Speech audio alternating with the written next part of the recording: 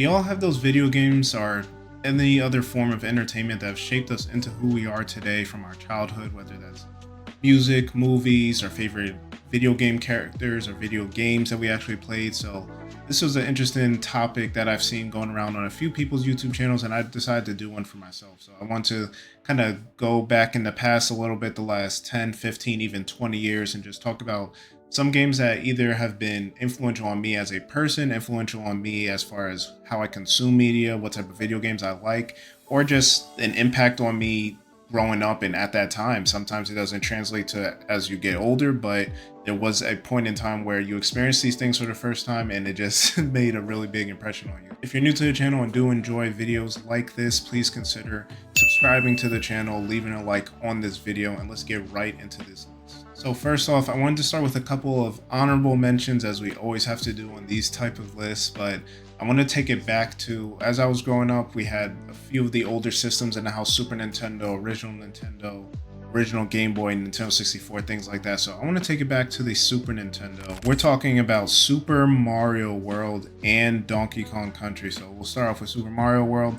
For me, with 2D platformers, this was it, man. This had everything: the power-ups, the going from one side of the map to the other, the secret entrances, riding Yoshi around. I believe this was the first time Yoshi actually appeared in a game, so this was it. If you played this, you could see the influence on all the other 2D Mario games afterwards, and 2D platformers as a whole. And then we also had Donkey Kong Country, which a lot of people know now is kind of like a kind of goofy character, but Donkey Kong Country, coming from Rare, was probably one of the most like revolutionary games at the time.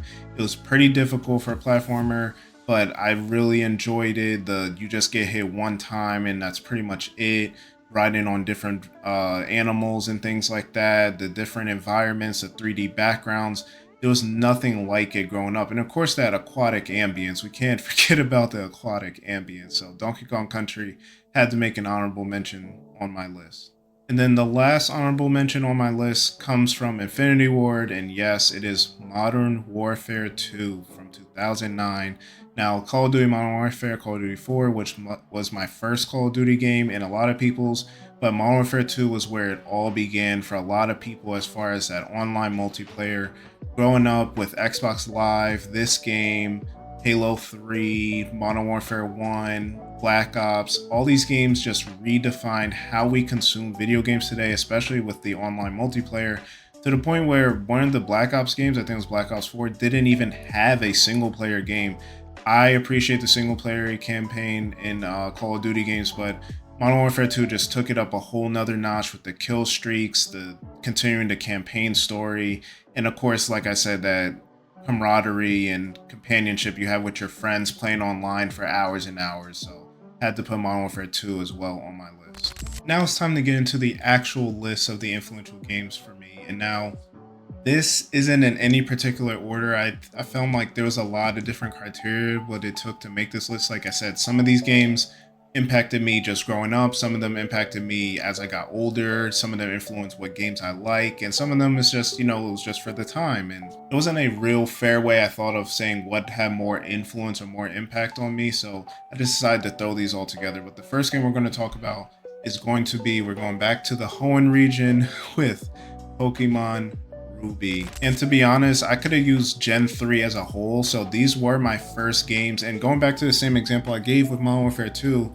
when it came to the friends aspect and, playing with friends at school and everything like that, the companionship and learning how to actually play Pokemon games, like I didn't really play RPGs and things like that growing up, so this game was really big for me. I never played Pokemon games. I always watched the shows. I didn't know there was a whole video game just universe out there. Gen 3 brought so much to the franchise as far as, dual type starters, double battles, just a whole new region with multiple new Pokemon, secret bases. There was just a lot going on with these games. Now, of course, Emerald and other games later are more, refined and technically better games, but as far as impact on me, I put over 189 hours in my Pokemon Ruby, just running around trying to catch everything, do everything, not knowing what I was doing, and Torchic being my first Pokemon ever, I mean, it influenced me to get this whole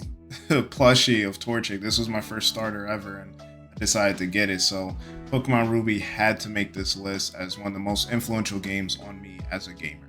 And of course, we have the Ruby and Sapphire Nintendo Power here. So I've been collecting these Nintendo Powers, and I mean, man, look at that. Like, you got the Toonami ad with Vegito versus Wuhan. Like, nothing is better than these, man. Nothing does. Now, a big part of the reason why I didn't want to list this list in numbers or rank them actually from 1 through 5 is because this game's always going to be number 1, right? So the next game I've mentioned a million times on here, it's been influential as far as 3D adventure games, the Z targeting, combat, everything like that. In that game, as we all know, if you couldn't tell from my description, it is The Legend of Zelda Ocarina of Time. Now, I can't explain how much this game means to me. I remember playing, I remember watching my brother play it back in '98 when it came out.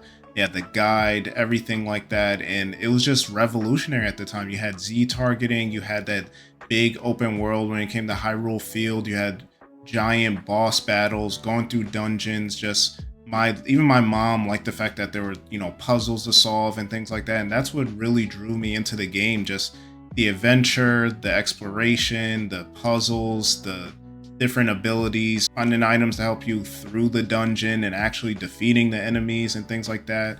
The story, all of it just all came together in a perfect package. It even influenced me to waste my money on this Nintendo Power back from '98 when it came out. And let me tell you something, there's no other game I would spend that money on just for this magazine. I haven't looked through it yet or anything, but Ocarina of Time, y'all already know how I feel about it. Just masterful. Nothing else needs to be said. Now, the next game on my list could have been a number of different games. So as you could tell, probably there's pretty much one game for every category. We had the 2D platformer, we had the RPG, we had the action adventure game. Now we're going to talk hack and slash. So as you can see in the background, we got DMC3 going, but today we're actually going to be talking about a different DMC game. That is actually DMC4. Now, the original Devil May Cry trilogy came out on the PS2. I did not have a PS2, so when I saw this game coming out for the Xbox 360, I said, what is this? And it said Devil May Cry 4. I'm like, so there's 4 of these?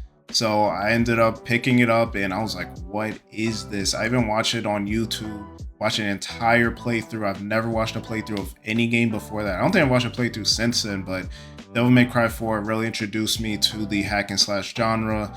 Technically, Ninja Gaiden 1 did, but I never really owned that or played it. But Devil May Cry 4 had me wanting to play in the later years, like when you talk about influence, Bayonetta, Astral Chain, Nier, all these other games, and the rest of the Devil May Cry series. I ended up buying the HD collection, and it really made me a fan. And Devil May Cry was just something so different. The stylish attitude, the different traversal, finding the secret secret locations and secret missions, the combos, the story, the characters, it just has it all, man. Capcom, this is by far my favorite Capcom series, and I can't wait till Devil May Cry 6. Whenever that happens, whenever that comes out, I'll be there to buy it day one, no matter what. Next up, as we were talking about Modern Warfare 2 earlier, this was another game that a lot of us played back when I was in high school. This was I think it was the first game I had when the 360 actually, when I first got the Xbox 360,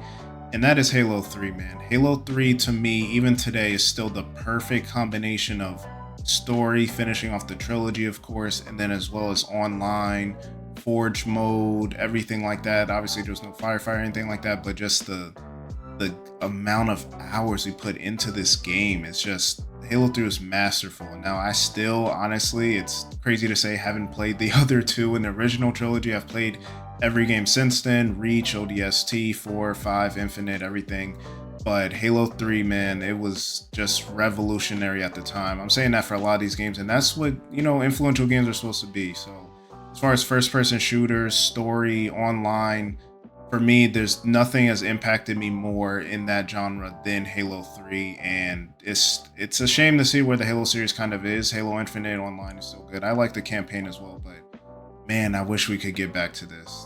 This was the golden era. Hopefully they can, figure it out and fix it up pretty soon. And then last up, but certainly not least up, we have Sonic Adventure. Now, again, like I've been saying been going crazy with the Nintendo Power magazines, but we have this right here. This is from Sonic Adventure 2 Battle when it was first announced to come to GameCube. And this was crazy, if y'all don't know, back in the day, to have a Sega character or mascot as big as the war was between Nintendo and Sega back in the day, to have him on a cover of Nintendo Power, as well as, coming out on the GameCube with even the Sonic Adventure DX. So that was all crazy. But besides that, I was one of the few people to actually have a Dreamcast. And when I tell you Sonic Adventure was monumental, it's like, I can't even explain it. The amount of characters you could play with, 6 different characters to go through the story, a final story to fight against Chaos,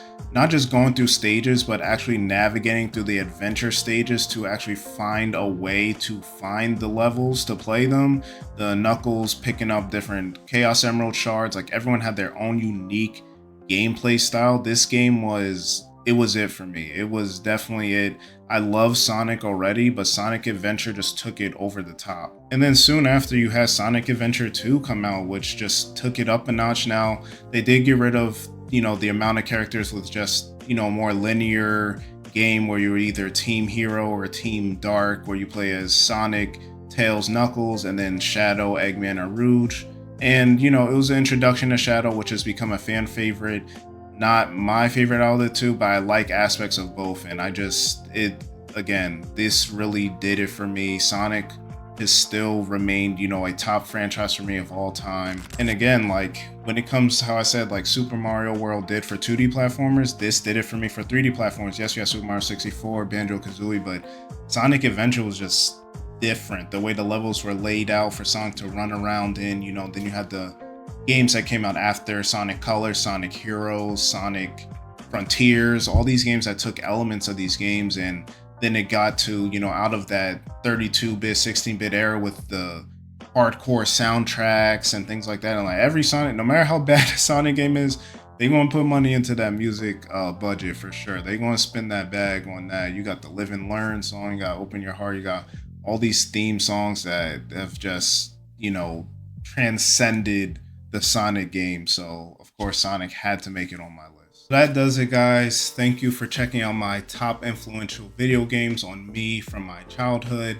I definitely appreciate it. You guys leave a comment down below. Let me know what is the top 2 or 3 influential video games on you as a person, as a gamer, as anything that just had that impact on you growing up. Make sure y'all leave a like on this video, subscribe to the channel if you haven't already, and I'll catch you on the next video.